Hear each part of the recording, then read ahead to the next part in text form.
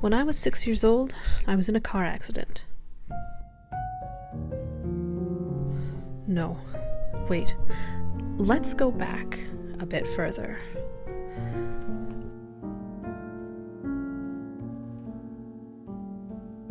When I was a child, my parents read me stories before bed. They were your usual ones: Goodnight Moon, The Rainbow Fish, Dr. Seuss.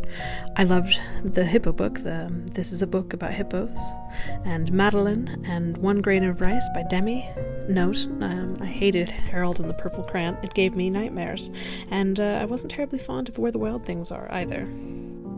But just as soon as I was comprehending books, my dad started reading me Tolkien. It started with The Hobbit and went from there, and my underdeveloped, overly curious child's mind began to grasp just what stories could be. Then, I was in a car accident. No one was hurt, but it was the sort of thing that impressed itself on my mind in the way that early childhood trauma sometimes does. I can still remember the details: where we were going, the fact that I was asleep in the back until I wasn't, the horn from the other car going off, and a continuous drone, the doll the policeman gave me to make me feel better. I remember it all. And so, taking the lessons of my first grade class, I wrote a story about it. My first story. Scrawled in a child's ungainly hand on the flimsy paper we were allowed, it was the first time I had captured my emotions in language and put them on paper.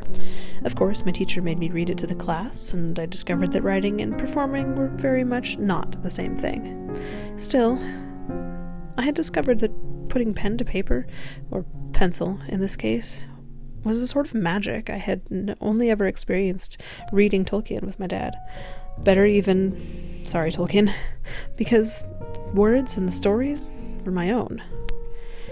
I fell in love with writing that day and declared that I would be an author, and I never looked back. I began writing my very first book, which was really thinly veiled Tolkien fanfiction, and I went from there. I wrote stories and short poems and snippets, and I fell in love with the Warrior Cat series and actually started writing proper fanfiction for that. I figured out that I could create my own worlds, and I went from there. In high school, I discovered NaNoWriMo, National Novel Writing Month, before everything went to pieces, and it wasn't actually November, but I did it anyways, and I wrote my first full novel. And then I wrote, and I wrote, and I wrote, and 50,000 words later, I had a time travel sci-fi mystery piece. It was half historical and half futuristic and a bit crazy, to be honest. And from there, I never stopped. I wrote, and I wrote, and I wrote, and I wrote, and I had reams of stories and papers and even full-length novels that really should never ever see the light of day. But then, just before university started, my undergraduate university, I published my first book.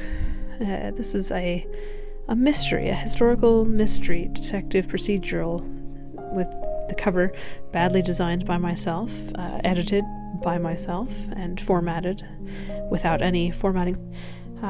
Of course, I knew nothing about anything. No marketing, no formatting, no what it really meant to be an author. I even did terrible at the cover. It was just bad.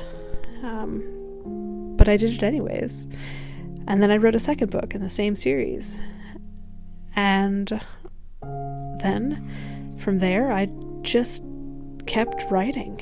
I went to university for linguistics. Thank you, Tolkien, for that too. Can't seem to get away from him. And even during that time, I just kept writing. I wrote a science fiction novel that became my first official novel when I had figured out how to do cover design and marketing and editing and all that stuff. And then from there, I wrote fantasy novels, urban fantasy, epic fantasy, whatever crossed my mind. I haven't gone back to mystery quite yet, But even that still calls to me. And I wrote, and I published, and I wrote, and finally, one day, as I departed with my master's degree in applied linguistics, I decided that, you know what, I'm going to be a professional author and an editor, and I'm going to see where this takes me. And so I did. Writing is a thing that sort of lives in the soul. It is a part of me. It's in my blood and in my bones, and it's the sort of thing that I don't really know how to give up. So I won't. I'm going to keep writing, even if it never becomes anything at all. Even if it's just little stories that a few people enjoy here and there. I'm going to keep writing because it's important to me.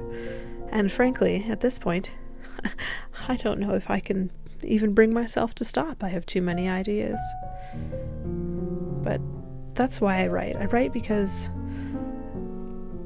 putting pen to paper and capturing stories and emotions and thoughts and ideas and feelings, it's magic.